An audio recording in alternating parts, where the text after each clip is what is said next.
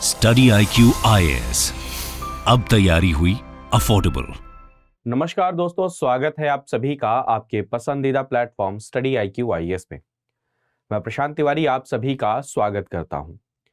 मैं आशा करता हूं आप सभी अच्छे होंगे, अपना ध्यान रख रहे होंगे और मन लगाकर पढ़ाई भी कर ही रहे होंगे। दोस्तों, आज मैं आपके सामने फरवरी महीने की योजना मैगजीन का एनालिसिस लेकर उपस्थित हूं। इस महीने की जो योजना मैगजीन है उसमें यूथ एंड स्पोर्ट इनको कंप्लीट किया गया है। तो इस समरी में, इस एनालिसिस में आप क्या उम्मीद करें? पहली बात, इस समरी में आपको यूथ और स्पोर्ट के बीच में एक इंटरकनेक्शन देखने को मिलेगा जो सोसाइटी में, इकोनॉमी में, देश में, एंटरप्रेन्योरशिप में, हर जगह पर क्या कर सकता है, चीजों को इन्फ्लुएंस कर सकता है। तो मोटा मोटा अगर मान के चलिए कभी कोई टॉपिक आता है यूथ और स्पोर्ट्स से रिलेटेड, तो आप वहां पर ये चीजें क्या कर सकते हैं, वहां पर कनेक्ट करके वहां पर लिखेंगे तो आपको 1-2 पॉइंट एक्स्ट्रा मार्क्स मिल सकते हैं। तो चलिए इस एनालिसिस को शुरू करते हैं। और आगे बढ़ने से पहले दोस्तों, आपके साथ में ये चीज में इंफॉर्मेशन आपके साथ में मैं शेयर करना चाहता हूं कि अगर आप यूपीएससी की तैयारी कर रहे हैं या आप 2024 में अटेम्प्ट देना चाहते हैं, तो मेरा पर्सनल और व्यक्तिगत सजेशन है आप सभी को कि आपको अभी से अपनी तैयारी शुरू कर देनी चाहिए। चाहे वो तैयारी आपकी सेल्फ स्टडी वाली तैयारी हो, चाहे आप अगर कहीं से कोचिंग भी लेना चाहते हैं, तो भी आपको अपनी तैयारी अब शुरू कर देनी चाहिए, क्योंकि फरवरी 2023 आ चुका है दोस्त। तो 2024 में अगर आप अटेम्प्ट देना चाहते हैं तो देखिए, आपको 2024 के अंदर में अटेम्प्ट देने के लिए, फॉर एग्जांपल मई में आपका पेपर होता है, तो मोटा मोटा देखा जाए इस समय आपके पास में 15 मंथ्स हैं, 15 महीने, और ये सबसे आइडियल समय है अपनी तैयारी को शुरू करना और अच्छे से शुरू करना, जिससे आप उस कश्मकश में ना रहें कि क्या आपकी तैयारी अच्छी हुई है या नहीं हुई। क्योंकि 10 से 11 महीने आप अच्छे से यूज कर सकते हैं अपना स्ट्रॉन्ग फाउंडेशन बनाने में, और उसके बाद में आप उस फाउंडेशन के ऊपर में multiple mock, multiple answer writing, essay writing, इन सब के बेसिस पर उस फाउंडेशन को और ज्यादा रिफाइन और स्ट्रॉन्ग कर सकते हैं। तो मान लीजिए आप सेल्फ स्टडी करना चाहते हैं, तो भी आपको एक प्लान बनाना चाहिए और उसके अंदर में आपको लग जाना चाहिए। और या फिर अगर मान लीजिए आपको ऐसा लगता है कि आपको किसी कोचिंग की आवश्यकता है, और कोचिंग क्या हेल्प करेगा, आपको एक टाइम टेबल देगा। कोचिंग कई बार आपको यह भी बताने में सक्सेसफुल रह जाता है कि आपको क्या पढ़ना है, क्या नहीं पढ़ना है, यानी कि आइडेंटिफाई करना, एक मोटिवेशन, एक कंपटीशन, ये सब चीजें आपको मिलती हैं। तो अगर आप कहीं से भी किसी प्रकार से कुछ भी सोच रहे हैं, तो ये बैच अभी क्या हुआ, इसकी शुरुआत हुई है और 10 फरवरी को इसकी क्लासेस क्या हो जाएंगी, मतलब इसके अंदर में एडमिशन क्या हो जाएंगे, क्लोज हो जाएंगे। तो आप इसको अभी ज्वाइन कर लीजिए। मेरा सजेशन है आपको कि अगर आप 2024 के लिए अटेम्प्ट देना चाहते हैं तो इस बैच को आप ज्वाइन करिए। कोड क्या यूज करना है, PRT लाइव कोड यूज करना है। शाम को 6 बजे इसकी क्या होती है, क्लासेस होती हैं। ठीक है, तो ये बस आपके लिए इंफॉर्मेशन थी। सेम ऐसे ही दोस्त, क्योंकि अब 2023 के प्रीलिम्स में समय बहुत कम रह गया है, फॉर्म बाहर आ चुके हैं, आपने फॉर्म फिल भी कर दिया होगा, तो लास्ट बैच है सक्सेस इन प्रीलिम्स। अगर आप चाहते हैं कि आपको प्रीलिम्स में सक्सेसफुल होना है, अपनी रिवीजन को कंसोलिडेट करना है, तो आप इसको ज्वाइन कर सकते हैं। चले, इसकी PDF आपको कहां मिलेगी? ये टेलीग्राम चैनल पर मिलेगी। टेलीग्राम चैनल का नाम है प्रशांत तिवारी, ये यूजर नेम है UPSC। टेलीग्राम चैनल का नेम क्या है? प्रशांत तिवारी ऑफिशियल। ठीक है, ये इंस्टाग्राम हैंडल है और ट्विटर हैंडल है, यहां पर आप मेरे साथ जुड़ सकते हैं। तो चलिए सबसे पहला आर्टिकल अगर शुरू करते हैं, तो इग्नाइटिंग पाथवेज फॉर यूथ। अब देखिए, एक चीज समझने की कोशिश करिए, इस समय वर्ल्ड के अंदर में अगर भारत की पोजीशन देखी जाए तो भारत के पास में सबसे ज्यादा यूथ की पॉपुलेशन है। और यूथ एक अपने आप देखिए, आप अगर एक्टिव हैं, यंग हैं, तो आप इकोनॉमी में पार्टिसिपेट कर सकते हैं, सोसाइटी में पार्टिसिपेट कर सकते हैं, इनोवेशन में पार्टिसिपेट कर सकते हैं, कंपटीशन में पार्टिसिपेट कर सकते हैं, स्पोर्ट में पार्टिसिपेशन कर सकते हैं, सोसाइटी में जो डिसइंटीग्रेशन है, जो परेशानियां, उनको सॉल्व करने के लिए आ सकते हैं। तो youth being a key demographic and the right policy major, यानी कि यूथ का यंग एज में होना और ज्यादा होना, प्लस में अगर सही प्रकार की पॉलिसी मेजर्स ले लिए जाएं तो हमारे पास में इतना पोटेंशियल है जो हम पूरे भारत को क्या कर सकते हैं, ट्रांसफॉर्म कर सकते हैं, उसकी इकोनॉमी को भी, और साथ में ही दोस्तों सोसाइटी में भी, तो आप यहां से ये एक स्टेटमेंट या इंट्रोडक्शन तैयार कर सकते हैं कि यूथ क्यों इतना इंपॉर्टेंट है। क्यों कहा जाता है कि यूथ एक बहुत इंपॉर्टेंट रोल प्ले करेगा आने वाले समय में, भारत को अगर विश्व के अंदर में लीडर बनना है उसके अंदर में। Therefore, it is necessary not only to address the problems faced by youth, but also provide them opportunities to grow. सिर्फ यूथ की परेशानियां क्या है उन्हीं को आइडेंटिफाई नहीं करना है, बल्कि यूथ कैसे ग्रो कर सके उसके लिए भी अपॉर्चुनिटीज प्रोवाइड करानी है। हमारे पास में ये चीज होनी चाहिए पॉलिसी के लेवल पर। The expansion and growth of India's economy is reliant on youth demographic. मैंने ऑलरेडी आपको बताया, फॉर एग्जाम्पल मल्टीपल स्टार्टअप शुरू होते हैं, फॉर एग्जाम्पल हमारे यहां पर कोई सोशल या फिर मान के चलिए कोई एनवायरमेंटल कंसर्न है, कोई नया यंग पर्सन विद अलग अलग आइडियाज विद हिज और हर एफर्ट्स कोई सॉल्यूशन लेकर आते हैं, तो ना सिर्फ वो उस प्रॉब्लम की सॉल्यूशन को लेकर आ रहे हैं, बल्कि एक जॉब क्रिएशन, जॉब अपॉर्चुनिटी, ये भी चीजें क्या कर रहे हैं, क्रिएट कर रहे हैं। ठीक है, तो आपको क्या करना पड़ेगा, स्किल डेवलपमेंट पे काम करना पड़ेगा, जॉब मार्केट को वाइड करना पड़ेगा, ग्लोबल मार्केट में एक्सेस को इंक्रीज करना पड़ेगा, जिससे अपने प्रोडक्शन, अपने जो क्षमता है उसको ग्लोबल लेवल पर वो क्या कर सके, वहां पर भेज सके, वहां पर प्रदर्शित कर सके। ठीक है, अब हम बात देखिए, जो मेन फोकस रहेगा इसके ऊपर में पूरे आर्टिकल में यूथ एंड स्पोर्ट पे रहने वाला है। अब यूथ अगर स्पोर्ट में एक्टिव है, किसी खेल कूद में एक्टिव है, तो वो यूथ की डेवलपमेंट में बहुत इंपॉर्टेंट रोल प्ले करता है, जैसे team work, fair play, cooperation, discipline. ये सारी चीजें किसकी, यूथ की सॉफ्ट स्किल के रूप में काम आएंगी। और ये चीज वो कोई भी काम करेगा, वहां पर टीम वर्क की जरूरत है, कोलैबोरेशन की जरूरत है, लीड करने की जरूरत है, पेशेंस की जरूरत है, उन सब में क्या करेगा, हेल्प करेगा। Self initiative, self direction, self discipline, team work, responsibility, ये सारी चीजें क्या करेंगी। तो इसीलिए कहा जाता है कि कई बार हमें स्पोर्ट को प्रोत्साहन देना चाहिए, जो क्या करता है, 360 डिग्री क्या करता है, पर्सनैलिटी को इंप्रूव करता है किसी भी इंडिविजुअल की।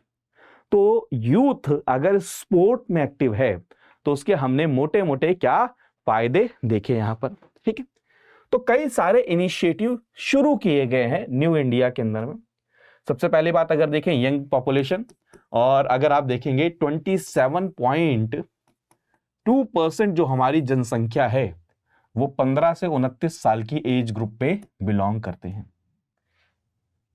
अब आप सोचिए, इस एज ग्रुप को अगर आप यहां पर कैपेसिटी बिल्डिंग करते हैं, अगर इनको अपलिफ्ट करते हैं, और अगर ये हमारी सोसाइटी में, हमारी इकोनॉमी में काम करना शुरू करते हैं, तो कितना ज्यादा बेनिफिट हमें मिलने वाला है। चीन को ये क्यों कहा गया कि वो इकोनॉमिक पावर क्यों बना, उसके पीछे रीजन ये है कि उसके पास में यंग पॉपुलेशन थी और उसने यंग पॉपुलेशन को स्किल प्रोवाइड कराई, और उस स्किल का यूज करके यंग पॉपुलेशन ने क्या किया, इकोनॉमी में कंट्रीब्यूट करना शुरू किया। अब अगर भारत के बारे में जब कहा जाता है कि 2047 यानी कि जब हमें 100 साल होंगे आजाद हुए, तब हम एज ए डेवलप्ड नेशन बनना चाहते हैं, वहां पर यूथ बहुत इंपॉर्टेंट रोल प्ले करने वाले हैं। तो our demographic dividend of this magnitude has the capability to uplift the nation and raise living standard of all. आपको सोचिए, इस प्रकार के डेमोग्राफिक डिविडेंड अगर आपके पास में इतना बड़ी मात्रा में यंग पॉपुलेशन आपके पास में है, तो आप क्या कर सकते हैं, पूरे के पूरे नेशन को अपलिफ्ट कर सकते हैं, प्लस में बहुत सारे लोगों का जो लिविंग स्टैंडर्ड है उसको भी क्या कर सकते हैं, अपलिफ्ट कर सकते हैं। The role of youth in nation building is crucial in 21st century, with India playing a very important role. जब पूरा विश्व हमें देख रहा है, वहां पर यूथ ये बहुत इंपॉर्टेंट रोल प्ले करेगा। मैं आपको छोटी सी बात कह रहा हूं कि अगर मान के चलिए हर घर से नए नए इनोवेटिव आइडियाज, नए नए अपॉर्चुनिटीज, नए नए स्टार्टअप, नए नए जॉब गिवर, जॉब अपॉर्चुनिटीज ऐसी क्रिएट होंगी, मैन्युफैक्चरिंग होंगी, आप क्या करेंगे, नए नए आइडियाज लेकर आएंगे, प्रॉब्लम्स के सॉल्यूशन लेकर आएंगे, तो अल्टीमेटली क्या करने वाले आप, वर्ल्ड को लीड करने वाले। और भारत की यही तो अपेक्षा है, यही तो उम्मीद है, और पूरा विश्व भी भारत को इसी नजरिए से देख रहा है। तो अगर देखा जाए, today the youth of our nation are biggest ambassador and advocate of the flagship Swachh Bharat mission. अब देखिए छोटे छोटे मिशन, छोटे छोटे कॉन्सेप्ट देखिए। फॉर एग्जाम्पल, मैं इसमें पीपीटी पे मत जाइए, मैं आपको छोटे से एग्जाम्पल देता हूं। जैसे स्वच्छ भारत की बात करते हैं, तो स्वच्छ भारत एक बिहेवियरल चेंज की बात करता है, जहां पर आप ये बात करते हैं कि पर्सन के बिहेवियर में चेंज आए, वो सफाई के प्रति क्या हो, जागरूक हो। तो आप खुद सोचिए यहां पर यूथ कितना इंपॉर्टेंट रोल प्ले कर सकते हैं। और दूसरा, मैं एक और एंगल लेकर जा रहा हूं।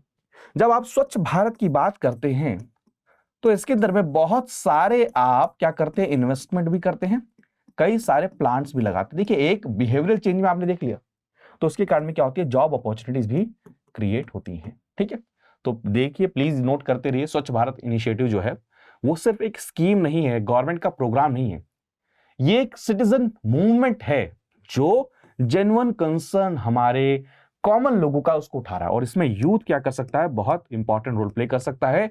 कहां पर, दोनों लेवल पर। एक तो जॉब अपॉर्चुनिटीज के अंदर में भी उनको बहुत सारी जॉब अपॉर्चुनिटीज भी मिल सकती हैं, और दूसरा इसको मास लेवल पर ले जाने के लिए। ठीक है, तो एक तो आप ये देखिएगा।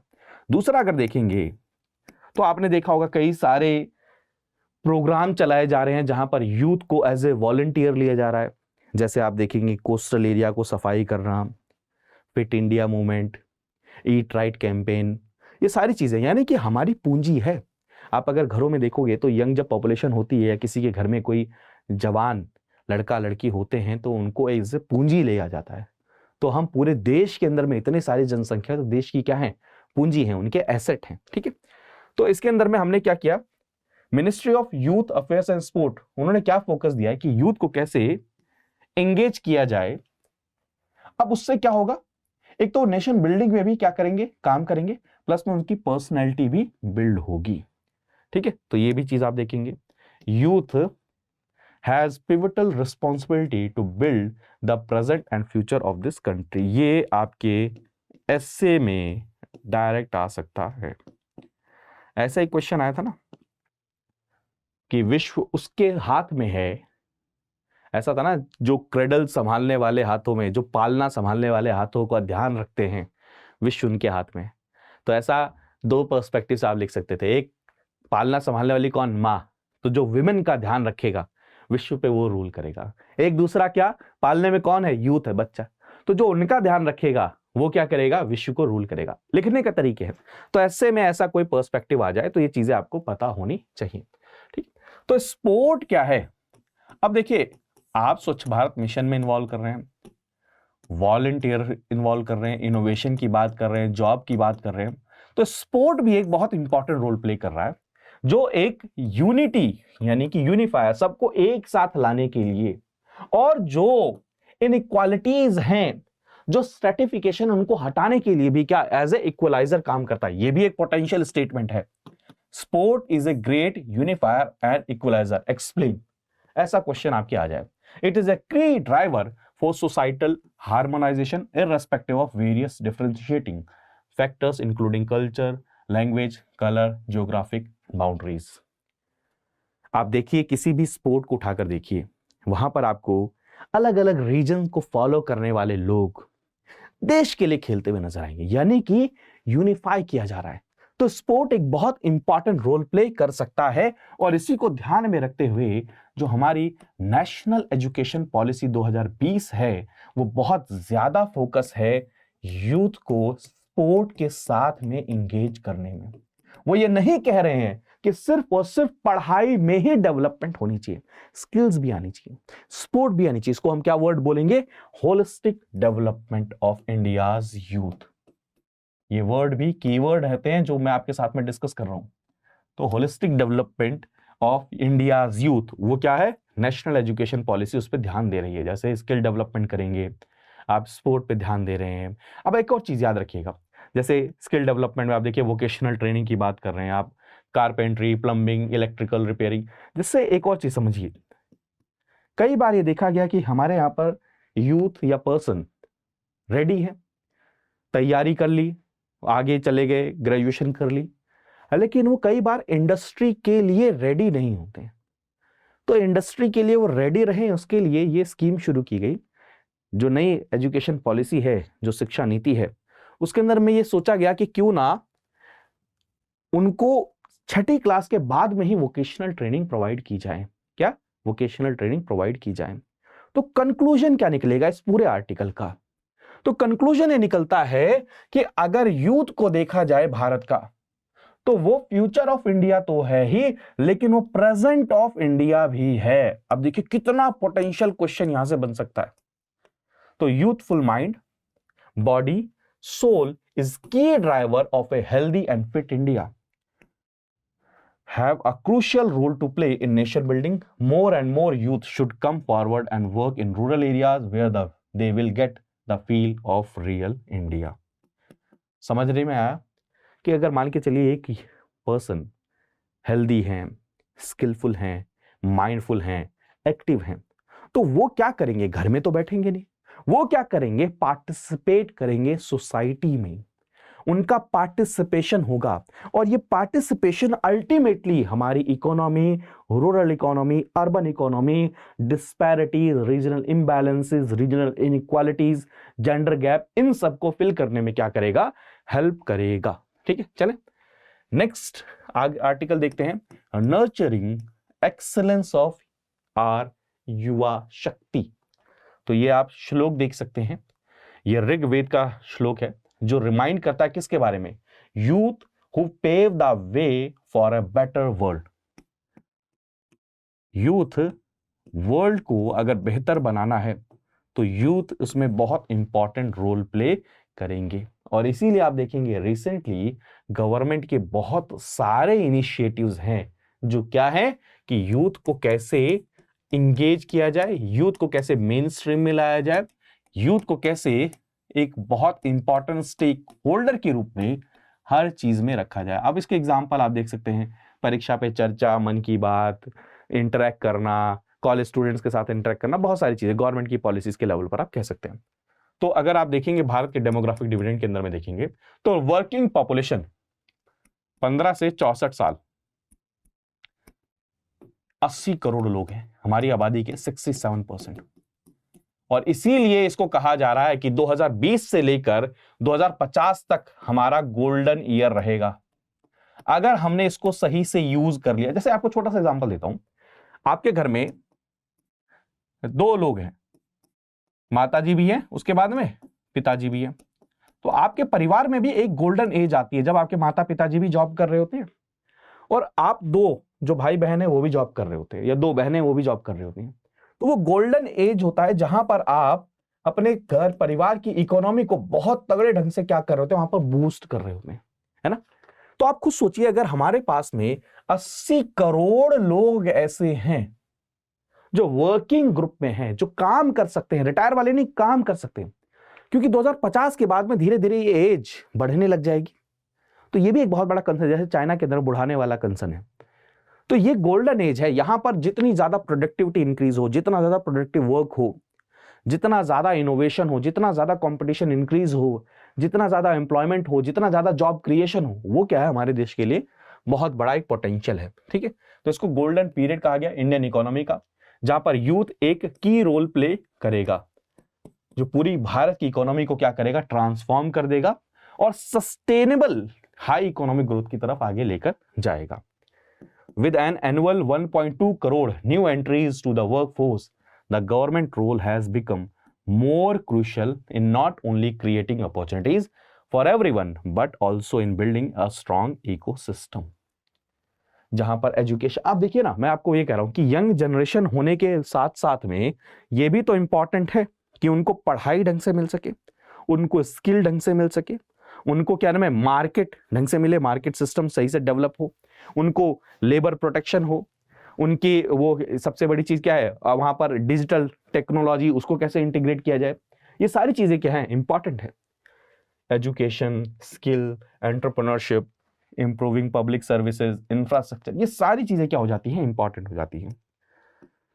तो गवर्नमेंट का रोल अब क्या है अगले 30 साल तक बहुत इंपॉर्टेंट रहने वाला है। आपको ना सिर्फ जॉब प्रोवाइडर, जॉब क्रिएटर बनना है गवर्नमेंट को, बल्कि फैसिलिटेटर भी बनना है। आप ये नहीं कह सकते कि भैया यहां पर हम जॉब क्रिएट कर रहे हैं, आप बल्कि ये भी करिए कि आप फैसिलिटेट करें सामने वाले यूथ को कि वो उसकी अपनी कैपेसिटी को बिल्ड करे, एक्सपेंड करे। समझ रहे हैं आप मेरे ख्याल में? ठीक है, अब इसका एग्जांपल आप देखिए।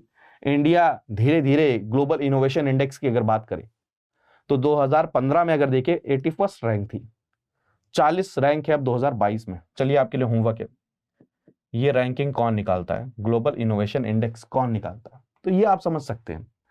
डिजिटल इंडिया अगर मिशन के अंदर में देखा जाए, जिसका मेन फोकस है कि पूरे इंडिया को जो रिमोट लोकेशन है उनको भी क्या किया जाए, कनेक्ट किया जाए, एक साथ एक जगह पर लेकर आया जाए। India's multi dimensional growth mirror in its becoming 5th largest economy अगर बनना है आपको, आप देखिए, और आप क्या कहते हैं 5th लार्जेस्ट इकोनॉमी तो हम बन चुके हैं, 3rd लार्जेस्ट इकोनॉमी अगर हम बनना चाहते हैं 2030 से 2031 तक, प्लस में आप ये चाहते हैं कि हमें 5 ट्रिलियन इकोनॉमी बनना है, 3 ट्रिलियन इकोनॉमी से अब हमें क्या बनना, 5 ट्रिलियन इकोनॉमी बनना है। तो इसके अंदर में क्या है, यूथ बहुत इंपॉर्टेंट रोल प्ले करेगा। ठीक है, तो आप समझ में आ रहे हैं कि 90% अगर लोग काम करेंगे, 80% लोग काम करेंगे, 80 करोड़ लोग अगर काम करेंगे, तो वहां पर एक और चीज, अब सेक्टर जो है वहां पर जॉब अपॉर्चुनिटीज अवेलेबल है या नहीं, फैसिलिटीज अवेलेबल है या नहीं, सोशल फैसिलिटीज अवेलेबल है या नहीं, वहां पर सेक्टर कौन सा, ऑर्गेनाइज सेक्टर है या अनऑर्गेनाइज सेक्टर है। जैसे गिग इकोनॉमी की हम बात करते हैं, उनको एजुकेशन ढंग से मिल रही या नहीं मिल पा रही। एक्सेस एजुकेशन का मतलब क्या, प्राइमरी एजुकेशन भी मिले, हायर एजुकेशन भी मिले, ग्रेजुएशन, फिर हायर ग्रेजुएशन, फिर अगर वो पीएचडी करना चाहते हैं पीएचडी, तो क्वालिटी एजुकेशन भी मिलनी चाहिए। लेकिन साथ साथ में मार्केट के रेडी भी रहने चाहिए। ऐसा ना हो कि हमारे देश में सिर्फ और सिर्फ ग्रेजुएट और एजुकेटेड मशरूमिंग हो जाए जिनको प्रैक्टिकल नॉलेज ना हो। इसीलिए नई एजुकेशन पॉलिसी के अंदर में साथ में क्या किया गया है, वोकेशनल ट्रेनिंग को भी इंटीग्रेट किया गया है। तो होलिस्टिक एजुकेशन का भी क्या होना चाहिए, एक्सेस होना चाहिए यूथ के पास में।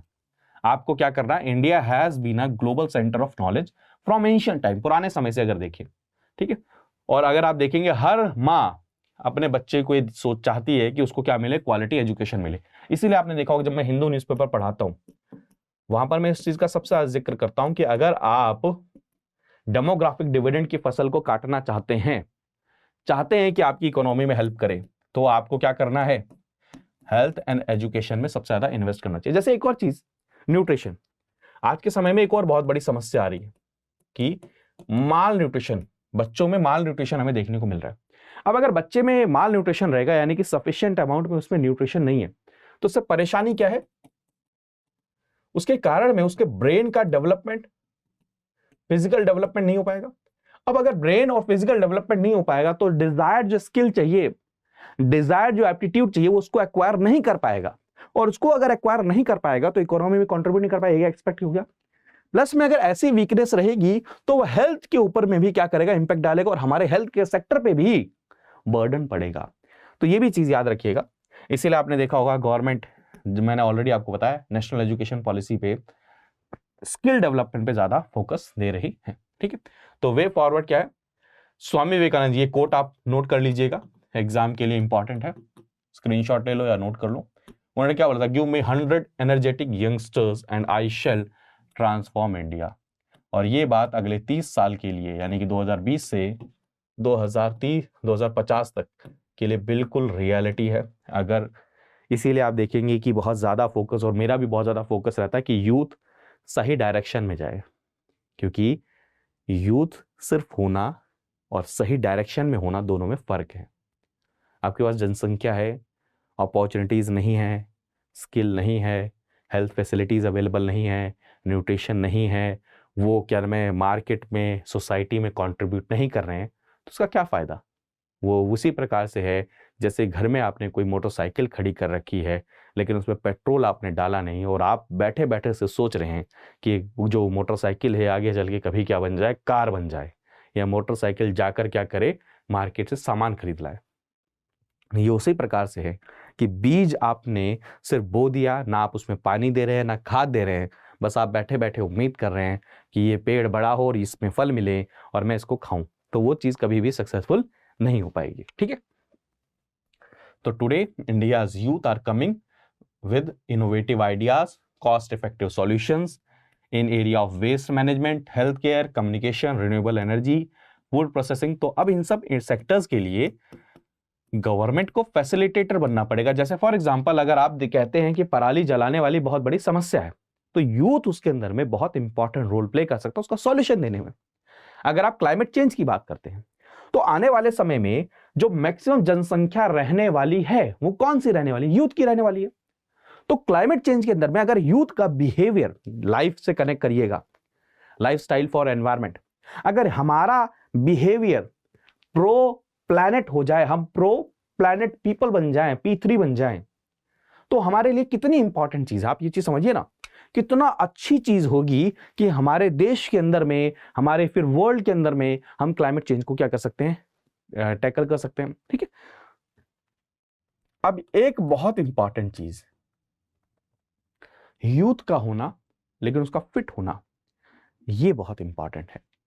आप सभी ने रिसेंटली बहुत देखा होगा कि obesity, under nutrition, heart attack, hypertension, depression, mental health, ऐसी बहुत सारी प्रॉब्लम्स हैं हेल्थ सेक्टर से रिलेटेड जो यूथ को सबसे स्पेसिफिकली परेशान कर रहा है।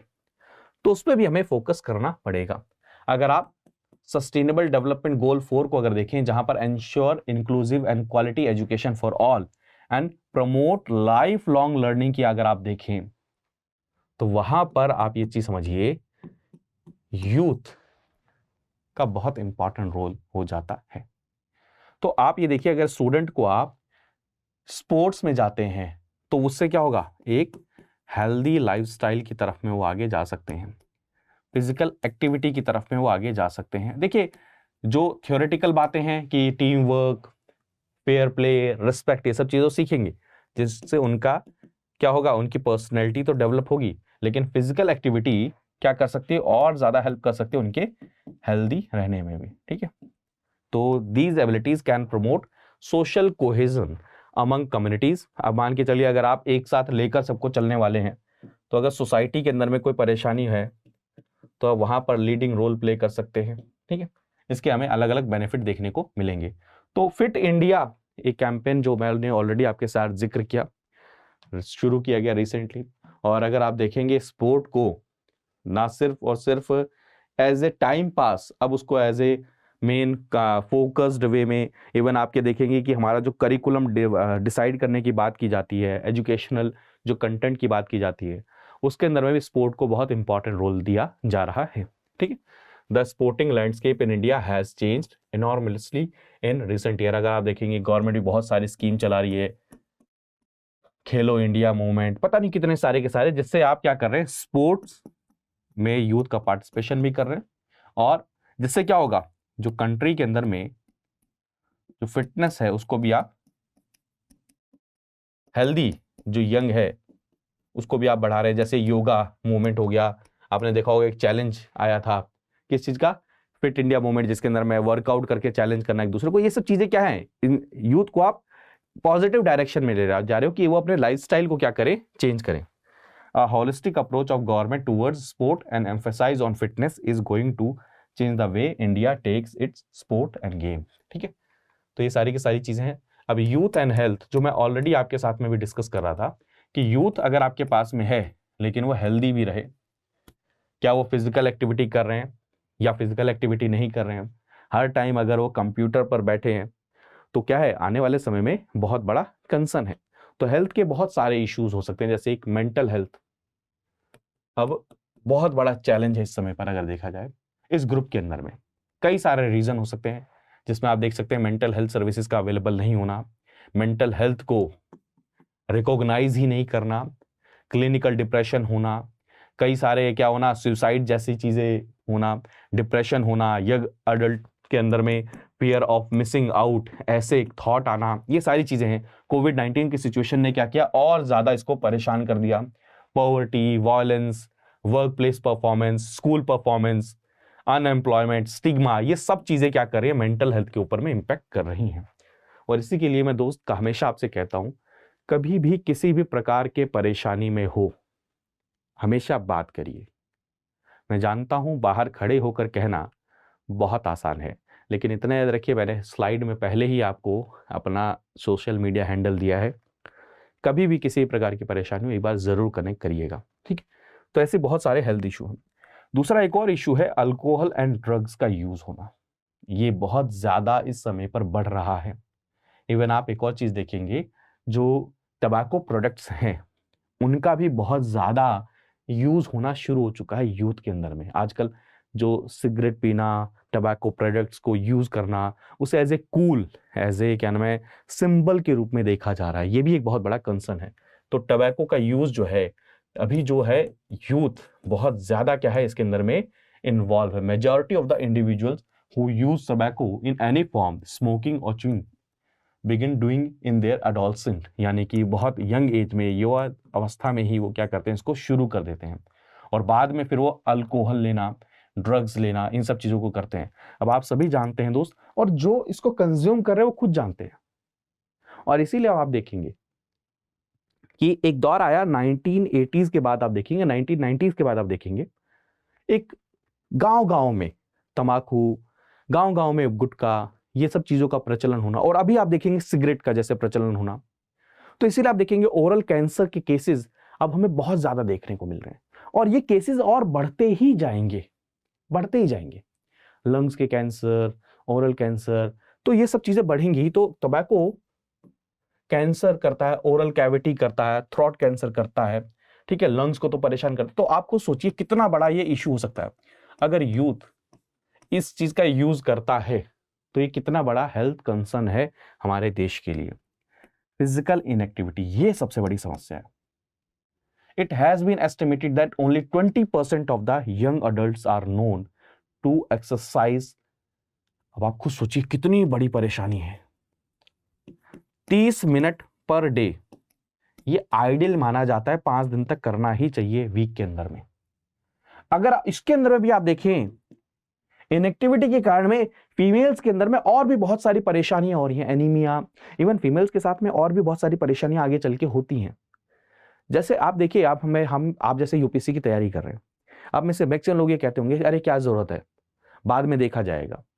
मेरे दोस्त, आपका ब्रेन और अच्छा काम करेगा अगर आप 30 मिनट की फिजिकल एक्टिविटी को कर लें। और ये अपना एक्सपीरियंस शेयर कर रहा हूं मैं आपके साथ में। मैं उस दर्द, उस दुख से गुजर चुका हूं कि फिजिकल इनएक्टिविटी होने के कारण में आपको क्या परेशानियां हो सकती हैं।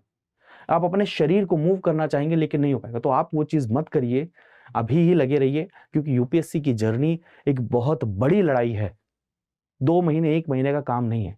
तो अपने हेल्थ को बहुत इंपॉर्टेंस दीजिए दोस्त। प्लस में डायबिटीज एंड हाइपरटेंशन जैसी चीजें लगातार बढ़ रही हैं। अगर आप देखेंगे, हर 10 अडल्ट में एक को क्या हो रहा है, डायबिटीज हो रहा है। इनको हम नॉन कम्युनिकेबल डिसीज पढ़ते हैं। कितनी बार हमने पढ़ा है कि आने वाले समय में डायबिटीज और हाइपरटेंशन ये एक बॉम्ब की तरह है, साइलेंट बॉम्ब है, जिसके ऊपर में हमें काम करने की जरूरत है, ठीक है। रिसेंट ईयर में बहुत सारे यंग पीपल क्या कर रहे हैं, डायबिटीज को बहुत अर्ली एज में क्या कर रहे हैं। और इसके पीछे रीजन क्या है? इसके पीछे मेन रीजन लाइफस्टाइल को माना जा रहा है। देखिए, इस चीज को आप समझिए, पहले आप अगर दूध लेने भी जाना है तो चलकर चले जाते थे, स्कूटी पर ही बैठ कर जाएंगे अब। तो चीजें हैं, लाइफस्टाइल तो चेंज हो रहा है। लाइफस्टाइल चेंज होने के कारण जैसे ईटिंग हैबिट्स हमारे चेंज हो रहे हैं, खाने पीने का तरीका, शुगर ज्यादा लेना, सॉल्ट ज्यादा लेना, सारी चीजें हैं, ठीक है। तो अगर आप देखें WHO क्या कहता है, कई सारी हेल्थ एजेंसी कहती हैं कि एटलीस्ट 150 मिनट 150 मिनट आपको किसी ना किसी एक्टिविटी में इन्वॉल्व होना ही चाहिए किसी ना किसी तरीके से, ठीक है। तो हेल्थ को इंप्रूव करना बहुत ज़्यादा ज़रूरी है, जहाँ पर आप बैलेंस डाइट लें, रेगुलर फिजिकल एक्टिविटी करें, सफिशिएंट स्लीप लें। और ये यूथ मैक्सिमम इन सब चीज़ों को क्या करते हैं, लैक करते हैं। इसलिए हमें क्या है, यूथ पर अटेंशन देने की ज़रूरत है और हेल्थ को हमें मास मूवमेंट बनाना है, जिससे हर युवा, हर यूथ क्या हेल्थ कॉन्शियस हो। अभी आजकल एक और बहुत बड़ा ट्रेंड चल गया है कि अगर कोई यंग पर्सन थोड़ा सा हेल्थ कॉन्शियस है तो सारे अरे कौन सा बूढ़े हो गए तुम यार, क्यों इतना ज्यादा लोड ले रहे हो, ठीक है। तो अभी आज के समय पर, क्योंकि ये इसलिए कह रहा हूं, यूथ आपके पास है लेकिन वो हेल्दी नहीं रहेगा तो काम कैसे करेंगे। किसी को अगर हार्ट की बीमारी है, किसी को डायबिटीज है, तो काम कहां से करेंगे। तो इसलिए स्पोर्ट, हेल्थ एंड यूथ, इन तीनों को अगर आप कनेक्ट कर दें तो क्या होगा, आपके यूथ का होलिस्टिक डेवलपमेंट होगा और वो क्या करेगा, नेशन बिल्डिंग में हेल्प करेगा। क्लियर है? चलें आगे बढ़े। तो जैसे आप ये भी देख सकते हैं कि किसी ना किसी स्पोर्ट एक्टिविटी में आपको क्या रहना चाहिए, इन्वॉल्व रहना चाहिए। तो इसका कंक्लूजन आप देख सकते हैं, कि क्या नाम है, youth constitute around half of India's population. ये सारी की सारी चीजें कह सकते हैं, ठीक है। तो ये सब, किसी को कोई डाउट इससे रिलेटेड,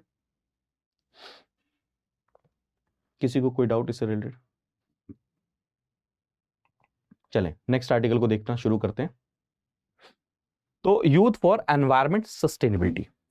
अब यूथ जो है हमारा, पढ़ भी लिया, स्किल्स भी आ गई, स्पोर्ट भी में है, अब एनवायरमेंट के लिए भी वो काम करे। तो इसका सिंपल तरीका, जैसे बिहेवियर चेंज की हम बात करते हैं, हमारा जो लाइफस्टाइल है, क्या हम छोटी छोटी जगह जाने के लिए भी हम पेट्रोल और डीजल के व्हीकल को क्या कर रहे हैं, इस्तेमाल कर रहे हैं।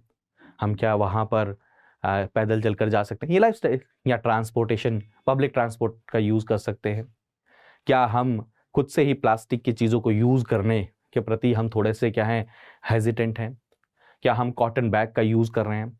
जब हम एसी की बात करते हैं, क्या हम 24 आवर्स एसी में रहना पसंद करते हैं। तो ये सब चीज़ें क्या है, लाइफ जो आपको मैंने ऑलरेडी बताया, लाइफस्टाइल फॉर एनवायरनमेंट, जो क्या है, बात कर रहा है कि आपको एनवायरनमेंट के प्रति अपने लाइफस्टाइल को क्या करना है, चेंज करना है, जिससे डेवलपमेंट तो होगी लेकिन वो सस्टेनेबल डेवलपमेंट होगी। तो यूथ बहुत इंपॉर्टेंट रोल प्ले कर सकते हैं एनवायरनमेंट के अंदर में। फॉर एग्जाम्पल, अगर आप कहीं पर जाते हैं टूरिज्म के नाते, तो आपका वहां पर बिहेवियर कैसा है, क्या आप भी वहां पर कचरा फेंक रहे हैं, क्या आप वहां पर कैसे चल रहे हैं। तो ये, जैसे आपने अगर टारगेट लिया है नेट जीरो एमिशन की तरफ हमें जाना है, तो नेट जीरो एमिशन की तरफ जाने में यूथ बहुत इंपॉर्टेंट रोल प्ले करेगा। जो यूथ के जो एक्शन होंगे वो आपको रिजल्ट देंगे कि आप उस चीज को अचीव कर पाएंगे या नहीं कर पाएंगे। Most valuable and dynamic human resource in society is youth, who is torch bearer for future generation. अब यूथ अपने बिहेवियर में तो चेंज करेगा ही, सोसाइटी में भी चेंज लाने की कोशिश करेगा, एंड फ्यूचर क्या है, इन्वेंशन भी हो सकती है। तो आप यहां पर देख सकते हैं किस किस रूप में काम कर सकता है यूथ। आप देखिए, क्रिटिकल थिंकर्स के रूप में यूथ काम कर सकते हैं, वो कौन कौन सी प्रॉब्लम है, कौन कौन सी परेशानियां, उनको देख सकते हैं। चेंज मेकर के रूप में काम कर सकते हैं, इनोवेटर्स के रूप में काम कर सकते हैं।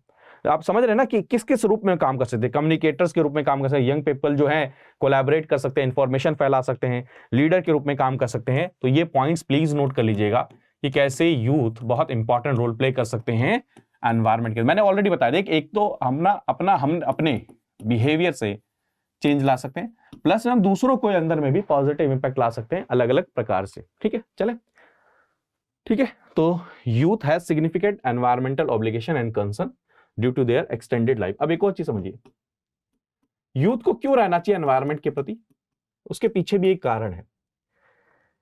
हमारे यहां पर लाइफ एक्सपेक्टेंसीज बढ़ रही हैं, जो जिंदा रहने की जो उम्र है वो भी बढ़ रही है। तो अगर एनवायरमेंट खराब होगा तो आप कैसे रहेंगे, एनवायरमेंट कैसे रहेंगे खराब एनवायरमेंट के साथ में। ठीक है, एनवायरमेंट के साथ में उनके पेरेंट्स को अगर देखा जाए तो आप अपने पेरेंट्स के प्रति बहुत ज्यादा कंसर्न रहते हैं एनवायरमेंट के लिए। तो इसलिए यूथ क्या है, उसके ऊपर बहुत सारे ऑब्लिगेशन और कंसर्न है। क्यों? क्योंकि वो अपने आसपास में चीजें होते हुए नजर आ रहा है। तो यूथ बहुत इंपॉर्टेंट रोल प्ले कर सकता है। मैं आपको फिर कह रहा हूं, एक अपने बिहेवियर से भी, एक अपने आसपास में भी चेंजेस लाके, कम्युनिकेट करके भी, लोगों को मोटिवेट करके भी, इस प्रकार से भी यूथ क्या कर सकता है, बहुत इंपॉर्टेंट रोल प्ले कर सकता है। लाइफ मूवमेंट हो गया, जो क्या करता है, लोगों को एनकरेज कर रहा है कि वो छोटा छोटा रोज क्या करें, स्टेप लें, जहां पर मोर सस्टेनेबल फ्यूचर की तरफ हम आगे बढ़ सकें। आप प्रो प्लैनेट पीपल बने। अगर हर इंसान अपने द्वारा किए गए एमिशन के ऊपर में, कि मेरी किस एक्टिविटी से क्लाइमेट के ऊपर में इंपैक्ट पड़ रहा है, मेरी किस एक्टिविटी से एनवायरमेंट के ऊपर में असर पड़ रहा है, उसका ध्यान रखने लग जाए तो ठीक है। लास्ट आर्टिकल, मतलब next article, shaping digital economy. अब इसको सिंपल और सरल भाषा में समझिए। अब मैक्सिमम जो इकोनॉमी हमारी हो रही है वो डिजिटल हो रही है। हम डिजिटल इंडिया की बात कर रहे हैं, कई सारे लोग, हम डिजिटल क्रिएटर्स की बात कर रहे हैं, रील्स, शॉर्ट, यूट्यूब, आप देखते होंगे अलग अलग प्लेटफॉर्म। तो डिजिटल इकोनॉमी एक बहुत इंपॉर्टेंट रोल प्ले करने वाला, टेक्नोलॉजी बहुत इंपॉर्टेंट रोल प्ले करने वाली, और यूथ जो है टेक सेवी है, वो उससे फेमिलियर है। तो यूथ डिजिटल कनेक्शंस का बहुत अच्छे से यूज करे तो उसका इकोनॉमी पे, सोसाइटी पे पॉजिटिव इंपैक्ट पड़ सकता है। बशर्ते यहां पर भी गवर्नमेंट का रोल आ जाता है कि वो जो फैसिलिटीज हैं, जो इंफ्रास्ट्रक्चर है डिजिटल से रिलेटेड, वो सही से प्रोवाइड कराएं। छोटा सा एग्जांपल देता हूं, जैसे आप कहते हो फार्मर का प्रोड्यूस है, तो डिजिटल इकोनॉमी कॉन्सेप्ट कैसे आप कर सकते हैं कि फार्मर अपने प्रोड्यूस को ऑनलाइन बेच सकता है दूसरे किसी शहर में, किसी दूसरे देश में, बाहर भी एक्सपोर्ट कर सकता है। तो ये क्या है, डिजिटल इकोनॉमी। तो यूथ इसमें बहुत इंपॉर्टेंट रोल प्ले कर सकता है, क्योंकि यूथ जो है smartphone, tablet, computer, digital wearables, internet, इन सबसे जुड़ा हुआ है, उनके पार्ट लाइफ का हिस्सा बन चुका है ये डिजिटल टेक्नोलॉजी, ठीक है। तो उसको यूज किया जा सकता है। This is the age when people are most impactful in their personal and professional life. Hence we see a lot of innovation happening at the end। आप ये देखिए, कई सारे यूथ डिजिटल एरिया में कई सारे प्रकार की क्या कर रहे हैं, इनोवेशन कर रहे हैं। क्यों? क्योंकि ये उनका हिस्सा बन चुका है डिजिटल, ठीक। तो आने वाले समय में इकोनॉमी के अंदर में, जहां पर आने वाले समय में इंटरनेट बेस्ड कंपनीज रहने वाली हैं, इंटरनेट बेस्ड कंपनीज इंक्रीज होने वाली हैं, इंटरनेट बेस्ड सर्विस प्रोवाइडर होने वाले हैं, उसके अंदर में क्या है, आपके यूथ बहुत इंपॉर्टेंट रोल प्ले कर सकता है। जैसे मैंने आपको ऑलरेडी एक प्रॉब्लम का सॉल्यूशन बताया कि कैसे, जैसे फॉर एग्जांपल किसी एरिया में, रूरल एरिया में फार्मर परेशान है कि भाई साहब हमारे यहाँ पर क्या है, हमें ये नहीं पता कि किस वेयर हाउस में जगह बची या नहीं बची। तो क्या वहां पर उस एरिया में कोई ऐसा डिजिटल प्लेटफॉर्म बनाया जा सकता है जो फार्मर को इंफॉर्मेशन दे कि हाँ भाई इस एरिया में ये वेयर हाउस बचा है, यहाँ पर जाकर आप अपना सामान रख सकते हैं। यूथ क्या यहाँ पर ब्लॉकचेन टेक्नोलॉजी का यूज करके ट्रांजैक्शन को कैटर कर सकते हैं क्या, ठीक है। तो ये सारी की सारी चीजें उसके अंदर में आती है। मैंने ऑलरेडी आपके साथ में बताया कि बहुत सारी चीजें होने वाली हैं। तो डिजिटल अगर देखा जाए तो बहुत नेचुरल है कि अब यूथ डिजिटल चीज से कनेक्टेड है और कनेक्टेड फील भी कर रहा है, चाहे वो एजुकेशन के लिए हो, चाहे वो जॉब के लिए हो, चाहे वो सर्विस प्रोवाइड करने के लिए हो, चाहे वो सोशल इंफॉर्मेशन के लिए हो, इंटरैक्ट करना हो, हर लेवल पर यूथ क्या है, डिजिटल चीजों का इस्तेमाल कर रहा है। तो यहां पर अब गवर्नमेंट की जिम्मेदारी बनती है कि वो इंफ्रास्ट्रक्चर को कैसे और ज्यादा एनहांस करे, हाई स्पीड कनेक्टिविटी को और कैसे लेकर जाए, कैसे जो रीजनल डिस्पैरिटी है अभी भी कनेक्टिविटी के अंदर में, उसको कैसे खत्म करें, कैसे वो ये इंश्योर करें कि देश के अंदर में इंटरनेट का यूज किया जा सके हर तबके के द्वारा, हर यूथ सेक्शन के द्वारा। सारी की सारी चीजें ऑलरेडी हम पढ़ चुके हैं कई बार, ठीक है। और इसी को हम बोल देंगे टेकेड। हमारे मोदी जी ने बोला कि टेक्नोलॉजी प्लस डिकेड, टेकेड होने वाला आने वाला समय, और मैक्सिमम चीजें जो प्रॉब्लम्स हैं उनका सॉल्यूशन टेक्नोलॉजी के रूप में हमें देखने को मिल सकता है, ठीक है। तो participatory governance is based on citizens involvement. अब एक और चीज है, जितना ज्यादा यूथ टेक सेवी होगा उतना ज्यादा वो क्या है, चीजें सर्विसेज क्या है, ऑनलाइन मांगेगा। अब जितनी ज्यादा सर्विसेज ऑनलाइन होंगी, मैं गवर्नमेंट के लेवल पर कह रहा हूं, तो उतनी ज्यादा क्या होंगी, ई गवर्नेंस को भी बढ़ावा मिलेगा। अब जितना ज्यादा ई गवर्नेंस को बढ़ावा मिलेगा उतनी ज्यादा ट्रांसपेरेंसी, टाइम बाउंड मैनर में रिस्पॉन्सिबिलिटी, ये सभी क्या होंगी, इंक्रीज होंगी। तो यानी कि इंटरनेट, डिजिटल एंड यूथ का उससे कनेक्शन, ये भी क्या मजबूर कर रहा है, देखिए दोनों तरफ से है कि एक तरफ से गवर्नमेंट को भी ये मजबूर कर रहा है कि आप ई गवर्नेंस का यूज करिए। क्या? क्योंकि यूथ उसकी डिमांड कर रहा है। ठीक है, चलें। तो ये सारी की सारी चीजें, जैसे माई गवर्नमेंट एक्ट करता है one stop platform for filing nomination quickly and digitally. आप ये देखें, ट्रांसपेरेंसी मैंने ऑलरेडी बताया। देखिए, जितना ज्यादा यूथ डिजिटल इंडिया की हम बात करेंगे, जैसे फॉर एग्जांपल अगर कोई यूथ कोई स्टार्टअप शुरू करना चाहता है तो वो कहेगा कि मैं फाइल लेकर क्यों जाऊं, एक ऑनलाइन प्लेटफॉर्म होना चाहिए जहां पर मैं सारी एप्लीकेशन अप्लाई कर दूं, रिटर्न फाइल करने मैं ऑनलाइन अप्लाई कर दूं, मेरे को कोई क्लियरेंस चाहिए मैं ऑनलाइन अप्लाई कर लूं। ठीक है, इवन यूथ बहुत इंपॉर्टेंट एक और रोल प्ले कर सकता है फेक न्यूज को भी काउंटर करने के अंदर में, अगर वो इन्फॉर्म्ड है, वेल अवेयर्ड है। तो ये सब चीजों के अंदर में आप देख सकते हैं यूथ का बहुत इंपॉर्टेंट रोल है। तो अगर आप देखें यूथ को, आप अगर इधर आ रखें तो एक हेल्दी रहना, उसके अंदर में आप क्या कनेक्ट कर देंगे, हेल्दी के अंदर में सारे फिर उसके बाद में क्या मैं मेंटल हेल्थ, फिट, सारी, एक हेल्दी रहना और एक फिट, स्पोर्ट, ये भी हो गया, स्किलफुल, ये भी होना, इसका डिजिटल कनेक्शन, ये भी, उसको भी यूज करना। ठीक है, और इकोनॉमी, सोसाइटी, सोशल ट्रांसफॉर्मेशन, इन सभी में क्या है, हेल्प कर सकते हैं यूथ। तो आई थिंक आपने इस सेशन को एंजॉय किया होगा। मैंने बहुत ही क्रिस्प वे में समझाने की कोशिश करी है। अभी भी अगर आपका कोई डाउट रह जाता है तो आप मेरे साथ कनेक्ट कर सकते हैं। और ये चीज़ जो मैंने आपको ऑलरेडी बताया कि 2024 के लिए अगर आप तैयारी कर रहे हैं तो इस बैच को आप ज्वाइन करिए, आपको बहुत ज़्यादा क्या मिलेगी, हेल्प मिलेगी। ठीक है, आप इंस्टाग्राम पर जुड़ सकते हैं, ट्विटर पर जुड़ सकते हैं, इसकी PDF आपको यहाँ पर मिल जाएगी। थैंक यू सो मच, अपना ध्यान रखिए, मुस्कुराते रहिए, पढ़ते रहिए। बाय बाय, टेक केयर दोस्तों, जय हिंद। स्टडी IQ IAS, अब तैयारी हुई अफोर्डेबल।